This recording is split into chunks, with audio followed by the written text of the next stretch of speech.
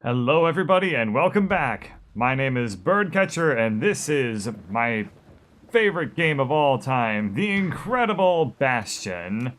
We're just about out of the tutorial levels and into some of the major stuff. There's only one last little challengey type of level we have left before we get into some really neat things.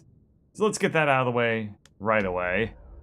This level is called The Melting Pot, and it introduces one of the last concepts that we have yet to see in this game, and that is the frickin' stab weeds.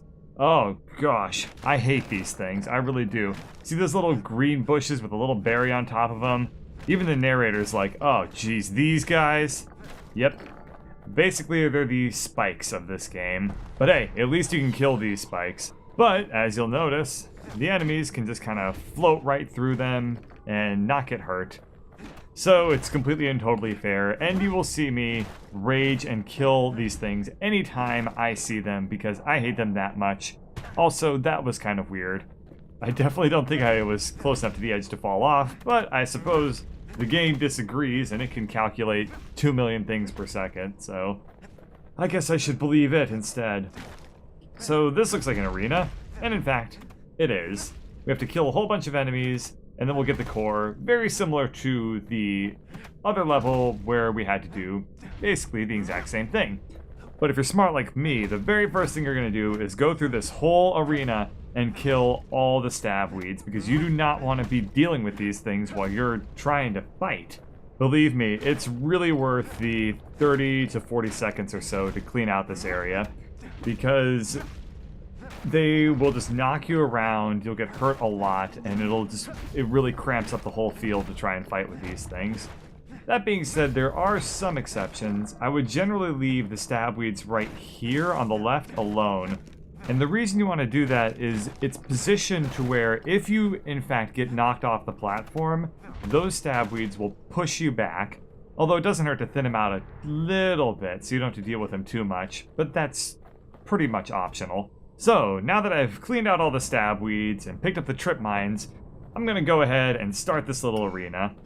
I've never found the trip mines too useful, but they don't really hurt to get thrown around a little bit. I didn't use them too much in the full game beyond this point, and you don't have much of a choice, so you might as well throw them down while you can. So, music picks up, enemies start appearing, and you immediately begin to reap the benefits of not having those freaking stab weeds everywhere. And what's this, a little surprise, you get some friendly squirts that will help you immensely in this fight. Not so much because they do a lot of damage, but they really distract the other enemies from you. So another really important part of the strategy is getting to these boxes before they open up, revealing the gas fellas. And as you can see, those little squirts are tying up a lot of enemies for me, so I can just focus on having them all on one side, and I can use my shield intelligently to just keep them at bay while I time my attacks and get through. Once the scumbags start to appear, you're about 2/3 of the way through this whole fight. They're not too difficult at all, just regular old scumbaggery. You get some gas fellas that you previously befriended, and they come in to help you out here. Use this time to get a potion of health going, and then right back into the fray, where things really begin to intensify. Turrets start dropping down, and the turrets are going to be prime targets. However, the flamethrower turrets that are going to appear very shortly are much worse than these little guys. So once you've cleaned up the turrets, you can begin to help out your friends kill these elephantine squirts. But, stab weeds! Get ready to kill these guys, and also don't forget to pick up these apples because they recover your health. And what I like to do is immediately go around, kill all the stab weeds, and make sure that you pick up the ancient spices. They don't really give you much of an in-game power-up, but if you want to learn the entire plot and pick up all the treasures in the game, that's what you have to do. Make sure that you approach these flamethrower turrets intelligently. What I like to do is approach them head-on and then swoop around to the sides while they turn, because they have a very slow turning radius, and then hammer them that way. Go for the dispensaries of the squirts before killing the squirts themselves, and as always, try to figure out a way to kill the green squirts before they go off in completely different areas and are much harder to get than they need to be. At this point, you're pretty much home free. Just have to deal with a couple of the particularly strong gas fellas. But as long as you remember to block them, they're not too difficult. With that sound, the core is free. If you feel like it, you can go ahead and continue to fight. Just clean up all the remaining enemies and pick up the potions for extra experience and health. If you're even more inclined, you can do what I'm doing right now and get your breaker bow out or your fang repeater and use your auto aim to go ahead and kill off the remaining green squirts. It doesn't do you too much, but hey, every little bit helps, I suppose. I generally like to do it because why not? I've earned that extra experience, I've worked hard for it, and this game's not going to just take it away from me. Make sure to go up right here because you can get a lot of extra little shardy shards. And with that, you can go ahead and pick up the core. As the game says, get to the nearest barge. Just go right here. And out of the level you go back into the Bastion. Simple enough.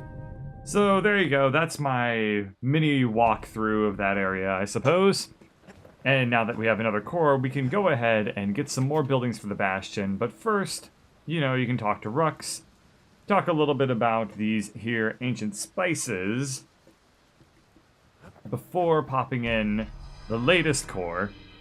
And now we're pretty much done with all of the, I guess you would say, tier 1 buildings. You don't get a new building at this stage in the game because it wants you to have your basic 3, your armory, your forge, and your distillery at this point.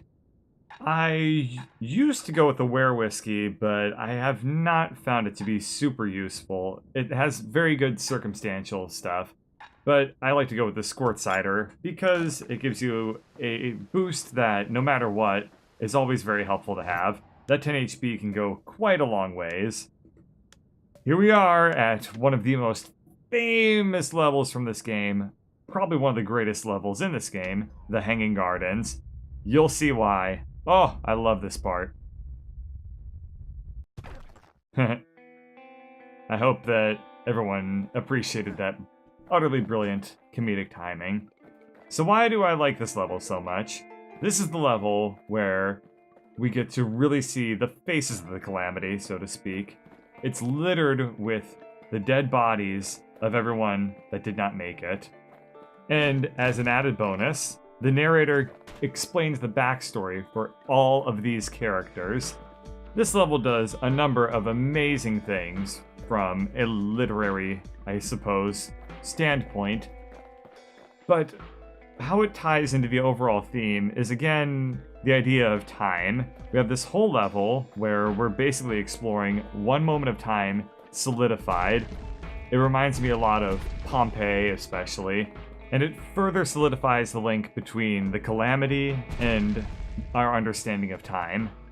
However, what most people will remember is this guy. There is another survivor of the calamity present, and this is where we get introduced to them. And it's really, really exciting. But now we have a new challenge. How do we get to them? And that becomes basically the rest of this level. And I think that that is really interesting from a game point of view because up until this point, our goal has been get to a core, get to a skyway, kill a bunch of things. Now we have a new one, and that's we need to rescue this person. And that's just basically how this whole level is themed. You get to see your goal right there, and you think you're just going to this area to pick up a core, but it completely changes when you see that person. And now, for the rest of this level, you're thinking, gotta get to that person. And I think that the way they put the goal where you can see it, but you can't get to it, is of course very tantalizing. However, now we still have to get through the rest of all these people, and we get to see little glimpses into their life, a snapshot. And I think it's really neat because all of these characters are frozen here forever, and we, as the observers, only get to see them for a brief moment before we're compelled to move on. And I remember when I first played this section, I really wanted this level to almost never end. I wanted to just kind of stay here and keep learning more and more about all these characters. I wanted them to be more and more fleshed out, but that opportunity never comes. And the irony of this situation is so powerful because there's a dichotomy between those characters, us, what we want, and how we're just forced to just move straight on through. I don't know. I don't want to keep hammering this point. I think y'all get it. If you disagree with me, if you think I'm reading too much into this, by all means, leave a comment and maybe we can start a discussion about it. But for me personally, this level means so much because of that tension between how much we want to keep learning about these characters and how little opportunity we get. And now it's back to fighting monsters because it's a video game and that's what you gotta do.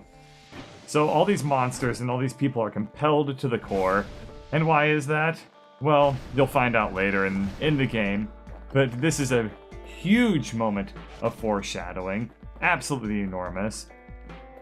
For now, all you need to really realize is that cores have this allure to them. They draw people, they draw animals, they draw everything towards them, including the kid, including us as players, because what do we have to do in this game? We have to collect the cores. It's compelling enough. It's just what we have to do. This hand here implies that we're in the center of the city. We get our second stranger, and we watch a cutscene.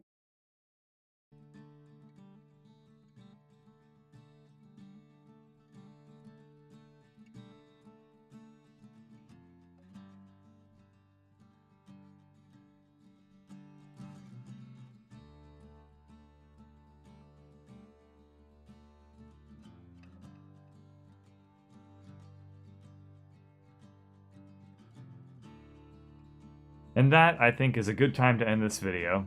Thank you for watching.